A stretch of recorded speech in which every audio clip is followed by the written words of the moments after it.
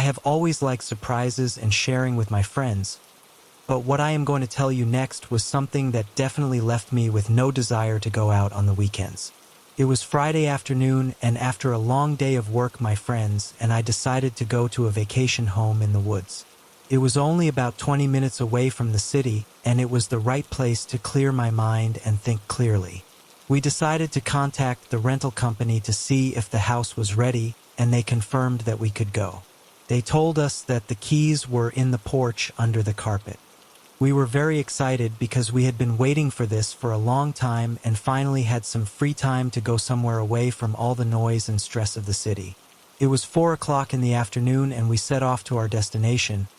I was the one driving as I had the most driving experience and also knew the area. I had lived with my parents there for a few years when I was a kid. As I was driving, I remembered my dad's story about a rider who rode around the area on his horse and disappeared everyone he met. According to my father, that rider only came out at night because the sunlight burned him. He even told me that he saw him once when he was out in the woods at night with his father. He said to me, "Son, you can't imagine the horror I felt when I saw it. That was not human. His horse was black. It was the most imposing animal I had ever seen. The rider had no eyes and looked very angry. He was impatient to find a victim. He told me that his father took him by the arm and they hid behind a big bush until the rider and his horse disappeared and they made it home safely." I kept driving and smiled because it was a story that scared me a lot when I was little, but when I grew up I knew it was nothing more than that. A story, one well crafted by my father. We arrived at the place and it was already getting dark. The boys wanted to go inside. It was getting very cold outside and there were only trees. Any creature could attack us. Once inside, we lit the fireplace and began to feel quite comfortable. Around midnight, we were going to bed. We decided to sleep all together in the same room, as we had never been in the forest before and we were really afraid of the darkness outside. We had turned off the lights and a few seconds later our eyes had adapted to the darkness and it was through one of the windows that we saw him. My friends thought it was an intruder and wanted to call the police, but I knew it was the rider my father had told me so much about. I couldn't see his eyes and he was wearing an old sambat. Suddenly he turned and rode off on his horse. We were all scared, but I tried to calm the kids down. I explained to them what it was like in detail and they got mad at me for taking them to that place. Some of them left the house, even though I warned them not to. They decided to walk through the woods and out onto the road. In the house, there were only 2 of the 7 of us who initially arrived at that house. In the distance, we heard voices shouting for help.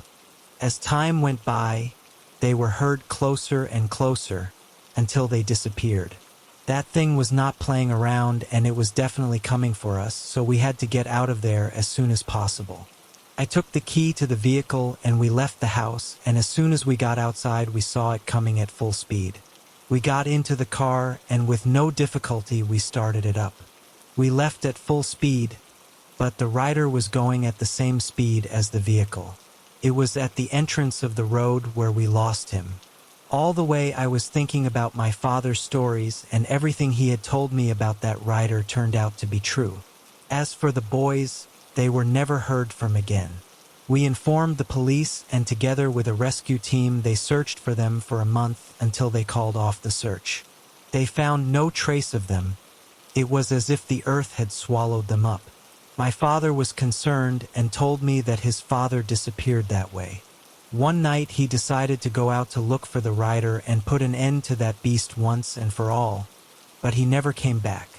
All the people of the village got together and we went out at night to look for the boys. The chief of police agreed and together with his agents joined the search. It was a rainy night and the cold was bone-chilling. Then what I was afraid would happen happened. That beast appeared immediately. We screamed and everyone came to see. That thing was not afraid and decided to attack. Despite the police shooting, nothing stopped it. The people started to scream and run in dismay. Many of us stayed together and got out safely, but some separated due to desperation and disappeared. We resigned ourselves once and for all and never went back to that place. The mayor declared it off-limits to visitors. Since that time, no one has disappeared. Many say that they have seen the rider in the village at night because no one goes to the forest anymore. I have decided not to go out at night anymore. I prefer to fall asleep while listening to horror stories.